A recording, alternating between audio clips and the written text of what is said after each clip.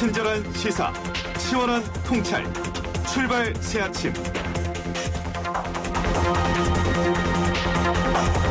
네, 6.25 전쟁 휴전 67주년을 맞아서 열린 전국 노병대회에서 김정은 북한 국무위원장이 믿음직하고 효과적인 자위적 핵 억제력으로 하여 이 땅에 더는 전쟁이라는 말은 없을 것이며 우리 국가의 안정과 미래는 영원히 굳건하게 담보될 것이라는 연설을 하는 것이 알려졌습니다. 핵 보유에 대해서 청도한 것인데요. 오늘은 군사 전문가인 김종대 정의당 한반도 평화부원장과 연결해서 김정은 국무위원장의 발언을 자세히 짚어보겠습니다. 본부장님 안녕하십니까? 네, 안녕하세요. 네, 어제 조선중앙통신 보도 보면은 김정은 국무위원장이 핵 억제력으로 이 땅에 더는 전쟁이 없을 것이라는 메시지를 남겼습니다. 본부장님께서는 이 발언 어떻게 해석하십니까? 이게 갑자기 비핵화 의지를 이제 철회하는 거 아니냐는 해석이 난무하고 있는데, 네. 저는 그렇게 보지 않습니다. 네. 사실 이런 발언은 2017년에 그 7차 당대회 직후부터 나온 똑같은 메시지예요. 똑같은 메시지. 3년 전하고 똑같습니다. 네.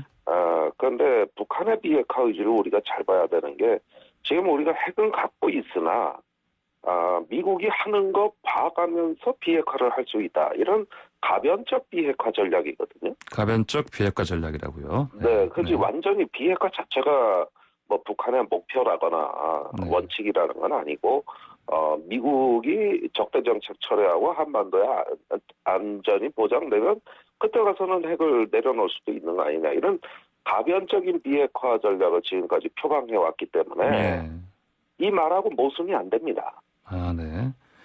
핵 억제력으로 전쟁은 없앴다. 그러나 핵이 없어도 전쟁이 없어질 수 있다면 그때 가서는 하나의 비핵화 전략도 생각해 볼 수 있는 거 아니냐. 이런 게 북한의 기조라고 보고 그것이 3년 정도 변함없이 지금까지 이어지고 있다고 해석하는 게 합리적이죠. 가변적 또는 조건적인 그런 비핵화 전략을 다시 한번 나타낸 걸 보면 되겠다. 이런 말씀이시죠? 예.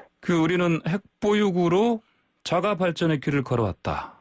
넘본다면 그 대가를 단단히 치르게 할 것이다. 라는 말도 했습니다. 이걸 보면 또 어떤 일각에서는 비핵화 의지 없는 건 아니냐. 이렇게 또 얘기하기도 하는데 어떻게 보십니까? 요즘 북미 간의 교착 상태니까 아무래도 좀 이렇게 미국이 셈법을 바꾸지 않으면 우리가 갈 수밖에 없다고 하는 하나의 어떤 미국에 보내는 독촉장이라고도 생각이 들어요. 최근에 그 북미 간의 교착 상태에서 북한에서 메시지가 굉장히 많이 나오고 있습니다. 그래서 미국에 대해서 경고성, 협박성 이런 어떤 메시지가 그동안에 김여정, 최선희, 권정근 이런 어떤 개인들의 성명뿐만 아니라 기관의 성명, 이제는 김정은 위원장까지 해가지고 계속 동시다발적으로 이렇게 뿌려대는 신호를 발신하고 있는 것으로 보여집니다. 자, 우리 정부는 이제 비핵화 긍정론에 힘을 싣고 있죠. 당연히. 얼마 전에 있었던 이인영 통일부 장관 인사청문회에서 이인영 장관은 북한이 비핵화 의지를 갖고 있는 것으로 보인다. 이렇게 답변했습니다. 이거 어떻게 보십니까? 그러니까 김정은 위원장이 문재인 대통령한테 판문점에서 만났을 때도 그랬고, 우리 아이들이 핵무기와 함께 사는 거 원치 않는다. 우리도 핵을 내려놓고 경제 발전에 매진하고 싶다. 이런 비핵화의 희망을 너무나 여러 차례 우리 정부에 전달했기 때문에 이제 그 말을 상기시키는 거라고 보고, 다만 제가 앞서 말씀드린 대로 그게 비핵화라는 게 비핵화를 하고는 싶은데 그럼 북한의 미국과 남한이 맞춰줘야 될 거 아니냐. 제대로 된 셈법 가져와야 될 거 아니냐. 이렇게 이제 뒤에 가로 속에 있는 말이 있는 거거든요.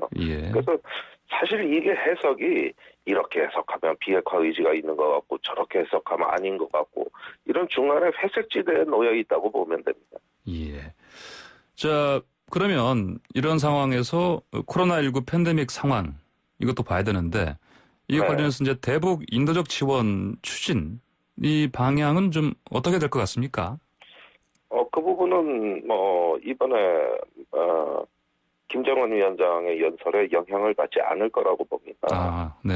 다만 북한이 이걸 수용하느냐 문제인데 우리는 이미 문재인 대통령이 북한의 방역 지원을 제안했거든요. 그것도 꽤 오래됐습니다. 그런데 북한에서 일체 반응이 없고 그러면서 초비상 사태를 선포하는 양상으로 북한이 가버렸어요. 예. 그런데 여기서 우리가 좀 인정을 해야 될 게 남북한이 방역 공동체를 이루지 않으면 네. 앞으로 이런 코로나 시대 더 나아가서 작년에 아프리카 돼지열병 예. 그런 어떤 그 사례를 봤을 때도 엄청난 재난을 겪을 가능성이 분명히 있거든요. 이게 전쟁보다 더 위험한 거예요. 전쟁보다 더 위험하다. 예. 그렇죠. 전쟁이 한 번 어쩌든 나는 거고 그렇지만 전염병은 계속 닥치는 거니까. 예. 그래서 지금 그 방역 공동체, 의료 협력을 추진해 놓지 않으면은 정말 서로 위험해질 수도 있는 상황입니다. 예. 그게 남북한의 정세를 바꿔놓을 수도 있어요. 예. 그래서 이런 부분에서 우리 정부가 조금 더 강하게 이걸 어필하면서 북한의 진단 키트라든가 방역 노하우를 지원하는 그러면서 정보 교환을 하는 이런 상태로 조속히 나가자고 조금 더 세게 밀어붙여야 될 거라고 봅니다. 네, 우리 남쪽에서 좀 더 방역 공동체 이 부분을 더 강력하게 추진해야 된다 이런 말씀이십니다. 자, 일본도 그런데 북한의 핵 억제력 언급 이 부분 관련해서 이제 비핵화 북미 합의를 이행하라 이런 목소리를 내고 있습니다. 그런데 북한은 연내 북미 정상회담 가능성을 또 일축한 바 있고요. 자, 어떻게 이 대화를 좀 가능성을 열어가야 할 것으로 보십니까? 글쎄 지금 북한의 어법을 보면은 미국하고 마주했는데 관심 없다. 예. 이런 이야기를 어떨 때는 막 사흘에 한 번씩 쏟아냈거든요. 예. 그러니까 관심 없다. 이 얘기는 어쩌다 한 번 하고 실제 관심이 없으면 되는데 관심 없다는 말을 매일 똑같은 말을 막 쏟아내면 그 관심이 있다는 얘기거든요. 예. 그러니까 이제 이런 어떤 북미 회담 자체를 못마땅해 하는 아베 정권 입장에서는 또 이제 방해 공작에 들어갔고, 네. 또 이런 어떤 한반도 평화 프로세스가 이제 일본의 어떤 장애물을 또 만나고 이런 어떤 예의 이전 상황이 계속 반복되고 있는 겁니다. 예. 저는 이런 상태에서 빨리 만나려고 할 게 아니라 일단 냉각기를 먼저 갖고 실무 회담부터 추진하는 게 맞다. 네네. 지금 박지원 국정원장 후보자가 정상회담 가능성이 있다 이런 이야기를 하지만 이렇게 말을 앞세울 일이 아니라고 봐요. 예. 이거 우리 정부가 먼저 또 그런 얘기를 하면은 될 일도 안 되는 게 현재 상황인데 네. 자꾸 우리 정부의 공직 후보자들이 그런 말을 앞세우는 것도 좀 별로 좋아 보이진 않습니다. 지금은 차분하게 막후 대화하고 실무회담 접점을 모색할 때지 거창하게 정상회담 이야기하고 이러면서 판을 크게 벌리는 퍼포먼스, 단기 성과 위주로 북한을 접근할 때가 아니라고 저는 생각합니다. 네. 이인영 통일부 장관이 이제 청문회에서 그런 말도 했거든요. 특사로도 갈 의향이 있다. 네. 이 부분 어떻게 보십니까? 아니 할 수 있는 말은 다 하는 건데. 예. 지금 얼마 전에 특사 얘기 괜히 꺼냈다가 예. 북한에서 그 비밀리에 우리 서훈 그때 국정원장이죠. 네네. 특사로 보내겠다고 하다가 아주 그걸 공개 거절하면서 우리가 망신당했지 않습니까? 네, 그렇죠. 예. 그건 상당히 굴욕이에요. 물론 그런 망신도 우리가 감수해가면서 인내심을 보인다. 이건 의미가 있겠지만 네. 그런 지 얼마 되지도 않았는데 지금 특사 얘기를 또 꺼내버리면 네. 이게 오히려 북한에서는 자기들 이거 놀리는 거 아니냐. 남측이 우리를 갖고 노는 거 아니냐. 이렇게 받아들일 가능성이 높아요. 예. 그래서 지금 청문회 과정이라서 저런 말들을 쏟아내는 것 같은데 실제로는 특사라는 것도 그렇고 비밀리에 가는 거거든요. 현재 같은 교차에서는. 예. 그래서 저런 말을 공개적으로 남발하는 것도 좋은 게 아닙니다. 지금은 공직 후보자들이 인내심을 갖고 북한에 대해서는 우리가 기존의 어떤 협상의 원칙을 되새기면서 차분하게 설득하겠다. 이런 정도의 말이 충분한 거죠. 네. 그 이상은 말을 앞세운다 한들 상황이 좋아지진 않는다는 걸 분명히 알아야 됩니다. 예, 알겠습니다. 말을 앞세우지 말고 실질적인 막회담 등을 통해서 추진해야 된다. 이런 말씀으로 이해하겠습니다. 자, 최근 있었던 한 탈북자 20대 중반에 탈북자 월북이 북한과의 관계에서도 변수가 될 가능성도 당연히 있다고 봐야 되지 않겠습니까? 어떻게 봐야 되겠습니까? 예, 참 아주 뭐 비상식적이고 해괴하고 황당한 일입니다. 예. 그런데 저 탈북자에 대한 북한의 안 좋은 감정, 예. 최근에 전단 살포로 더욱 악화돼 있죠. 그러면서 한때 탈북했던 사람이 재입국했다는 이런 어떤 매우 이례적인 일들, 예. 이런 것들을 봤을 때 북한이 굉장히 그 감정적으로 대응하는 게 확실해 보입니다. 예. 사실 뭐 탈북자가 마치 병원균인 것처럼 취급하면서 자기네를 또 배신한 어떤 거, 탈북자들을 인간 쓰레기라 그랬잖아요. 네. 요전에 전단 살포 당시에. 네.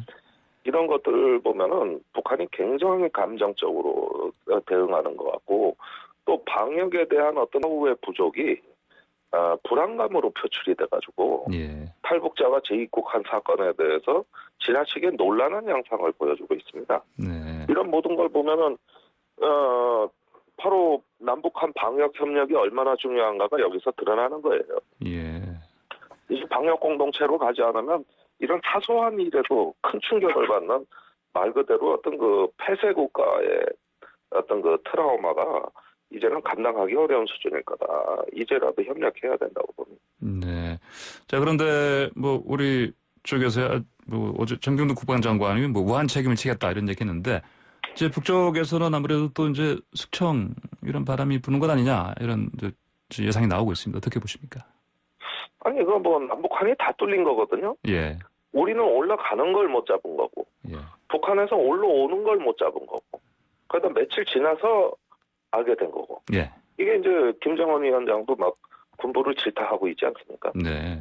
근데 저는 우리 그 군 관계자 책임을 묻는 것에 대해서 한번 생각해 볼 여지가 있는 게, 그동안 경계가 뚫렸다고 하는 거는 북에서 내려오는 길 못 막았다는 뜻이에요. 예. 근데 뚫고 올라가는 거는 극히 드문 사례일 뿐더러 우리가 대비하지 못했던 부분입니다. 네. 사실 그 축구 선수가 상대편 축구 선수 골 넣을까 신경 쓰고 있지, 우리 선수가 자살골 넣는 건 신경 안 쓰잖아요. 예. 그렇듯이 이건 경계가 뚫렸다고 하지만 경우가 다른 겁니다. 예. 그래서 대부분 군은 전방 앞쪽을 주시하게 돼 있지 뒤쪽을 주시하는 집단이 아니거든요. 예. 그런 점에서 경계 소홀이 있었던 건 사실이지만, 이걸 다른 경계 소홀과 똑같이 취급하면서 그냥 뭐 관성적으로 관계자 문책을 검토하는, 이건 좀 적절치 않다고 저는 생각합니다. 네, 알겠습니다. 좀 더 전문 분야 쪽으로 좀 다시 좀 주제를 돌리겠습니다. 어제 우리나라와 미국이 우주 발사체 고체 연료 사용을 제한한 미사일 지침을 개정하는 데 합의했다는 소식이 전해졌습니다. 이 고체 연료 사용 제한이 해제된 데 따라서 군 미사일 성능 개량도 탄력을 당연히 받게 되겠죠. 그렇죠. 네. 이번에 미사일 지침 개정이 전격적으로 이루어진 게 예. 정말 충격적이에요. 과거에는 예. 한미 간의 미사일 협상이 있고 몇 차례 회의도 하고 그런 다음에 이제 합의문이 발표되고 이랬는데, 네. 이렇게 갑자기 합의한 게 발표됐다는 게 도대체 뭔 뜻이냐. 예, 그러니까요. 계속해서 이제 미국 측에서 이걸 계속 사실은 뭐 저지라는 말이 맞을까 이렇게 반대해 왔었는데, 고체 연료 사용 부분을. 네. 예, 두 가지 상황을 고려할 수 있겠습니다. 예. 북한이 이제 북극성 1호, 2호 그 고체 연료 미사일을 선보였기 때문에, 네. 그래서 상응해서 남측이 대응하도록 고체 연료 미사일을 허락해줬다. 이렇게 네. 생각할 수도 있고요. 예. 두 번째는 탄두 중량은 이미 무제한으로 풀린 데다가 사거리 연장까지도 지금 고려 중이라는 이야기를 들어보면, 예. 장차 한국이 장거리 미사일로 중국을 견제할 수 있는 역할로도 내세우겠다. 네. 이런 어떤 그 다목적 포석이 있는 거 아닌가 싶어요. 아하. 그렇게 보면은 굳이 미국의 전략 자산을 한국에 갖다 놓는 것보다 한국 스스로 전략 자산을 만들어 가도록, 네. 이렇게 정책 전환을 함으로써 미국의 안보 비용을 줄이는 거 아닌가. 아. 그런 면에서 이번 합의가 뜻밖에도 잘 이루어진 것 같습니다. 원래 미국은 이런 건 참 민감하게 반응한 나라거든요. 예. 그래 한국에 좀채로 이거 안 해주는 건데, 네네. 이번에 아주 뭐 통 크게 해줬어요. 예. 그런 거 그러니까요. 보면은 이 고체 연료 미사일을 우리 스스로 개발한다 그러면 뭐 우리 미사일 개발의 양상을 완전히 바꾸는, 예. 이건 뭐 산업과 기술에도 크나큰 영향을 줄 수 있는 건이거든요. 예. 네. 그런 점에서는 대단히 의미심장합니다. 대단히 의미심장한 이번에 변화였다 네. 이렇게 보시고 방금 언급하신 것 중에 이제 그 사거리 제한 이 부분도 사실은 해제될 가능성이 좀 더 제기된 거 아닙니까? 네. 지금 사거리가 800km니까 예. 그 북한 전역을 이미 다 커버하고도 남습니다. 그러니까요. 네, 중국까지 갈 수 예, 넘어가시는 거죠. 네. 어제 청와대 관계자 발언은 예. 향후에 사거리를 더 연장하는 것까지도 협의한다. 네. 그럼 중국밖에 없거든요. 예. 그래서 이게 아니 왜 이렇게 오버할까 그러는데 예. 이게 산업적으로 보면은 일본이 이미 대륙간 탄도 미사일로 전용할 수 있는 로켓 발사를 1990년대 이미 했고 예. 웬만한 나라들이 이제 우주 개발 경쟁으로 들어가 있습니다. 예. 근데 우리만 손발이 묶여 있는 거예요. 그래서 이런 부분에서 뭔가 정부의 강력한 어필이 있었고 우리가 뭐 디지털 뉴딜이다, 한국판 그린 뉴딜이다 하면서 이제 새로운 미래 산업 먹거리 이런 것들을 지금 찾고 있지 않습니까? 예. 거기에서 우주 기술을 본 것 같아요. 그래서 이제 그 우주 개발 경쟁에 뛰어들겠다. 네. 이런 의도도 내포되어 있는 것으로 보여집니다. 뉴딜의 우주 개발 경쟁에 뛰어드는 하나의 그 신호탄으로 볼 수 있다. 이런 말씀입니다. 자, 오늘 말씀 여기까지 듣겠습니다. 감사합니다. 네, 감사합니다. 네, 지금까지 김종대 정의당 한반도 평화본부장이었습니다.